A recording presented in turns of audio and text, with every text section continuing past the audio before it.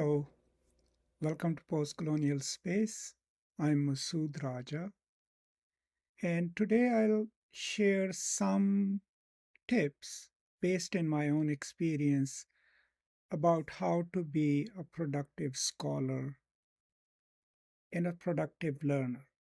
Now, these are some of the things that I have learned over a lifetime of scholarly writing and learning.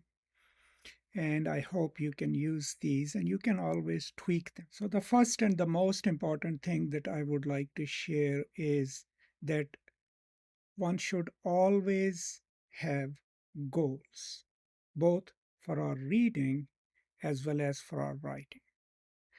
Now, these can be divided into having a larger goal. I am writing a book on this topic, and then having micro goals which are associated with smaller projects, a paper here, a book chapter there. So the larger goal of writing a book, let's say, will keep your thoughts and actions focused towards that goal. You'll be researching, you'll be reading up on it, you'll develop a list of references that you need to read up and understand clearly, and it will keep you focused on a long-term 2-3 year goal. But the smaller goals could be I have to publish an article, I have to write a book review, whatever those micro goals are. What it will do is it will enable you to plan your time, sometimes imperceptibly, as related to your long term writing projects and your short term research projects. And then your reading will be guided towards that, right? It will tell you what to read first if there's a book chapter coming up while you're constantly reading for the long term book project. So always have goals, and within that, decide what are your sub goals. Have goals for your research work, for your writing, but also for your personal development as a scholar, your reading goals, which can also be long term. How deep or wide do you want to understand your field of study? Keep reading about that, but also short term goals. What do you need to read to finish this article or this book chapter? So, goals. I would highly recommend joining a research, a writing, and maybe a reading community. It can be a virtual community on Facebook, elsewhere, but the reason I'm saying is because that encourages us to connect our scholarly and learning activities to the social. Now, technically, the way we are trained in academia, we all assume, especially those who do humanities, that we do solitary work. But we are social beings. So if you can find a supportive community, maybe face to face, or create one where you talk about what you're reading, one, and talk about your writing projects, that will give you the emotional support that we all need in our research, in our writing projects. It will also give you, literal support in terms of someone sharing a resource with you, someone giving you an idea of a book that you might have not considered. So have goals and become part of a writing or reading group. And if you don't have one, try to create one.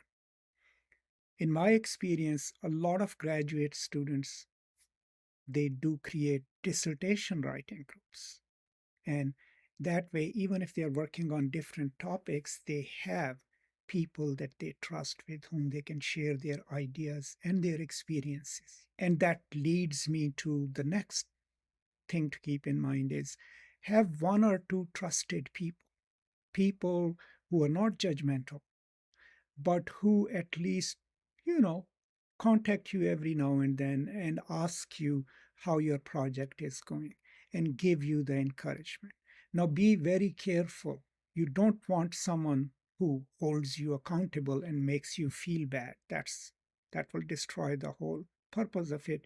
But someone you trust who's encouraging and who is good to have in your life and who constantly remind you of your project and help you get through any obstacles, emotional or scholastic, that you might have. Then the most important point, and my fourth point, is develop a routine. By that, what I mean is that you should develop what you do every day. I mean, we all know we have to work, we have to go to school, but beyond that, how do you split your time? And within that, find what's the time for your larger goal. When do you read for that or write for that? What is the time for your micro goals? What do you have to read for that? If you have a routine based on weekdays and what you do on the weekends, then it will become automatic. It will not be a chore anymore, because you will automatically move from one to the other. I mean, also living your life and meeting your life's obligations and responsibilities. So, whatever time you have available, develop a routine for your research as well as for your reading. And that will help you stay focused. Now, one tip here is focus on smaller projects if the big ones overwhelm. Another good thing is to share your success with people, or even your ideas, people you trust. But what that does is it gives you that added emotional support and recognition from friends and family. Don't be shy. Just share that, okay, an editor has written to you, your book review was accepted, your book proposal is, they've asked you to revise and resubmit it. What that does is it gets you recognition and support from your friends in the virtual world, but also in the real world. And then finally, every now and then evaluate your procedures, your goals, your ways of doing things, and tweak them. Yes, we are supposed to build a routine, but we don't want to be captive to that. So look at your past 6 months' performance and say what has worked, what has not worked, even take notes, and then feel free to revise it, right? So that you can make it better. Now, I know it sounds really mechanistic, but we all need structure for our scholarly work and for our intellectual growth. And having reading and writing goals, joining a group where we can find a support community, having someone to, get in touch with us and ask us how our project is doing, developing a daily routine, and then sharing our minor or larger successes with our community. And finally, having the courage and foresight to look back at what we've done within a certain period and then revising our practices.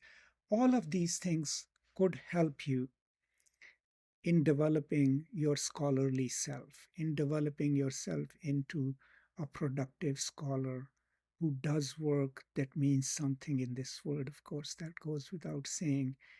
And these are some of the techniques that I have used over the years, no matter how busy I have been or what struggles I was in, and they have proven useful for me. So feel free to think on these terms and see, if you can come up with a plan that matches your temperament and your time constraints and your aspirations for research and for learning. That's all. Thank you so much for your support. Please feel free to subscribe to the channel if you haven't. That really helps me a lot in terms of your recognition for my work. Other than that, stay safe, be generous, and I will see you next time. Until then, as always, peace and love.